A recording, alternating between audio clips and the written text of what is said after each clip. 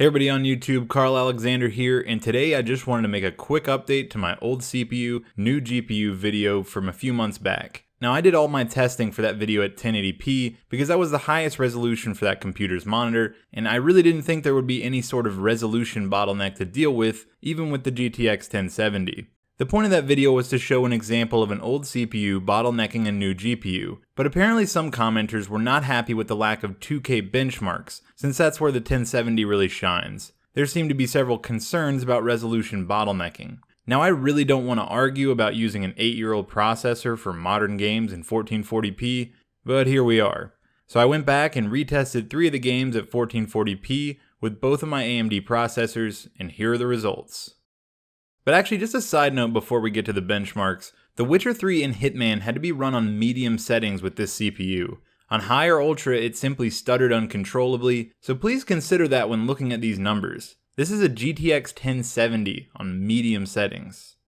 Unsurprisingly, 1440p performance is worse than 1080p. Now it's not worse by much, which shows us that indeed the CPU is what's holding this card back. 1440p gives the GPU a bit more to do since the CPU can't keep up, but even with the added resolution, the card still can't perform as it should.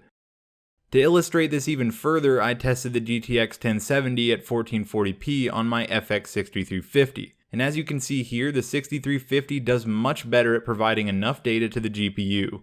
What this shows us is that an 8-year-old processor is just in no way a good fit for a modern high-end GPU, period. The FX-6350 is bottlenecking the 1070, so why wouldn't the Phenom? The entire point of my Phenom 2 benchmark video was to show how the value of a GPU is affected by a bottleneck. Yes, this card will do marginally better at 1440p in percent increase over the GTX 960, but it's marginal. And sure, you could say there's a very slight resolution bottleneck considering the close performance, but do you really want to play The Witcher 3 on medium settings with a $400 video card? Something like the 1050 Ti is over $250 cheaper, and each will have almost the exact same performance even at 2K resolution on this CPU. The honest answer here is you shouldn't be trying for 2K or 4K gaming on a platform as old as the Phenom. It's just not a good value. I hope these benchmarks clear up any concerns about resolution bottlenecks. And since I don't have a readily available 4K screen, I couldn't test it out, but if 1440p was worse than 1080, 4K isn't going to do any better.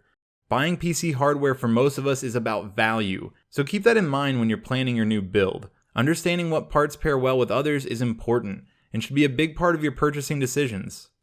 So I guess that's about it. If you enjoyed this video, give me a thumbs up. If you didn't, I think you know what to do. Leave me a comment in the comment section, and as always, hit that subscribe button if you want to see more videos like this one in the future. Currently, I'm working on a 4K benchmark video on my FX-6350. A friend of mine was gracious enough to let me drag my PC over to do some benchmarking on his 4K TV, so that should be a great follow-up to my original GTX 1070 video. After that, I've got a review of Heroes and Generals on the way, and I guess that's everything. As always, thanks for watching, and I'll see you in the next one.